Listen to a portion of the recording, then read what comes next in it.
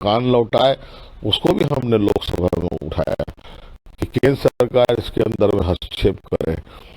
और छत्तीसगढ़ के हित के अंदर में मैं तो हमेशा इस बात को कहता हूं कि मैं भारतीय जनता पार्टी का सांसद जरूर हूं, लेकिन केंद्र की योजना छत्तीसगढ़ में आए इसलिए सांसद बनाऊं, रोकने के लिए नहीं बनाऊं।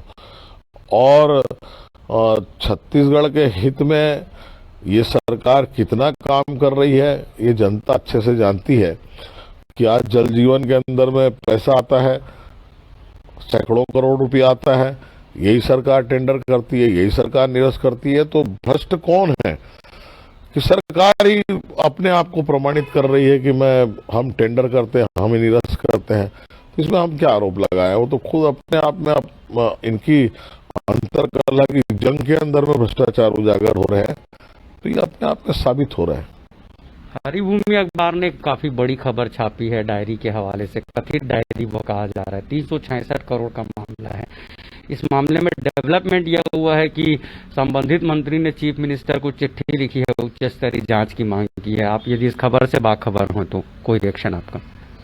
देखिए, भ्रष्टाचार किसी भी किस्म का हो उसकी जांच होना चाहिए, अपराधियों को कटघरे में खड़ा करना चाहिए। और ये सरकार का जो है प्रमुख दायित्व भी है कि जनता के प्रति जवाबदेह बने। कोई भी भ्रष्टाचार हो उसको उजागर करके और ईमानदार कार्रवाई होना चाहिए, इसके हम हमेशा पक्षधर रहे हैं। इसमें वर्तमान की जानकारी नहीं होने के बावजूद भी मैं हमेशा कहता हूं इस बात को कि कोई भी भ्रष्टाचार हो उसके हम कभी समर्थक नहीं होंगे। कल सुबह सुबह यह खबर छप गई, लेकिन भारतीय जनता पार्टी का कोई विरोध प्रदर्शन, खिलाफत नहीं देखी गई।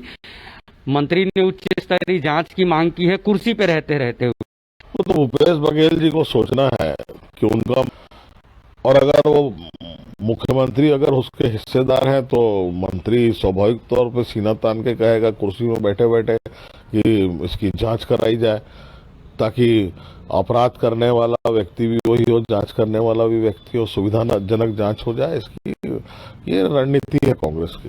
सर, ये मेरा आखिरी सवाल। कुछ महीने पहले हमने आपका फोन पर इंटरव्यू किया था। आपने कहा था, मैं बता देना चाहता हूं कि मैं स्टैंडिंग कमेटी का मेंबर हूं। स्मार्ट सिटी के फंड में जो लूट खसोट है उस मामले में कुछ भी नहीं हुआ। कम हम एक सोर्स के साथ बैठे थे। स्मार्ट सिटी के फंड से थाना बनाया गया है, कोतवाली थाना, 6 करोड़ रुपए में। और स्मार्ट सिटी के फंड से वह सब कुछ किया जा रहा है जो नहीं किया जाना चाहिए। आप स्थायी स्टैंडिंग कमेटी के मेंबर हैं, कुछ कर रहे हैं, कुछ हो पाएगा? निश्चित तौर पे अधिकारियों को यह बात समझ लेना चाहिए कि फाइल कभी भी मरती नहीं है। देर हो सकती है, अंधेर नहीं हो। और जिस प्रकार से स्मार्ट सिटी का अपव्यय किया जा रहा है, उसका दुरुपयोग किया जा रहा है, उसकी जांच आने वाला समय में होना तय है।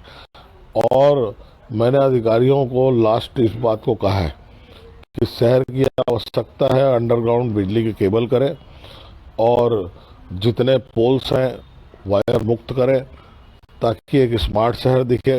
जो आवश्यकता है उसके अनुरूप खर्च करें, ना कि कहीं पे भी डिवाइडर बनाना, तोड़ना, साइकिल ट्रैक बनाना, उसका उपयोग नहीं होना, फिर खत्म हो जाना। ये बहुत सारे ऐसे उदाहरण हैं जिसमें स्मार्ट सिटी के पैसे को में भ्रष्टाचार नहीं हुआ, उसकी लूट हुई है। और उसकी स्मार्ट ट्रैक फेल हुए हैं, तीसरा स्मार्ट ट्रैक भी रायपुर शहर के अंदर बनने जा रहा है। खबर है आपको?